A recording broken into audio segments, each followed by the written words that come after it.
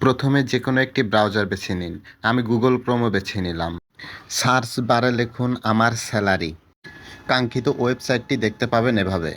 এরপর ওয়েবসাইটটির উপরে ক্লিক করুন। সাইটটি ওপেন হলে গুগল দিয়ে সাইন করুন অপশনটিতে ক্লিক করুন। আপনার গুগল অ্যাকাউন্টে ক্লিক করুন। এরপর প্যানেলে প্রবেশ করুন বাটনে ক্লিক করুন।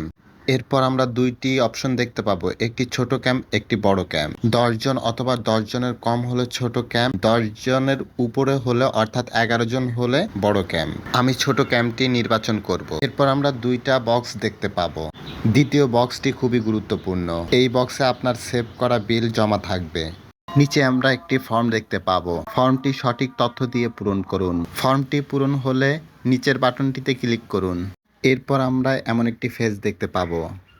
আপনি যদি উপরের ফর্মে যদি কোনো ভুল করে থাকেন তাহলে তথ্য সম্পাদনা করুন এই বাটনটিতে ক্লিক করুন।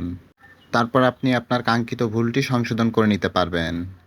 এই বাটনটিতে টিক মার্ক দিয়ে দিলে আপনি আপনার টেবিলে ব্যাংক বাবদ কর্তন ও শাখার নাম অ্যাড করে নিতে পারবেন।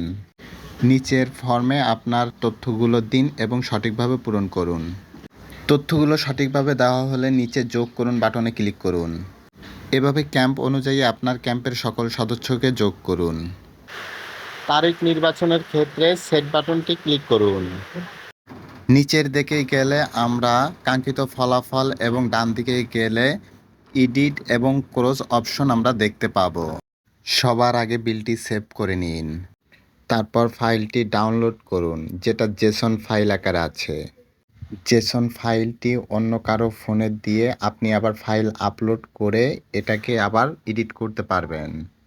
ফাইলটি এভাবেই সেভ করে নিন। তারপর প্রিন্ট বাটনে প্রেস করুন। এরপর ফি ছাড়া বাটনে প্রেস করুন। এইভাবে আসলে উপরের এই অ্যারো চিহ্নটি ক্লিক করুন।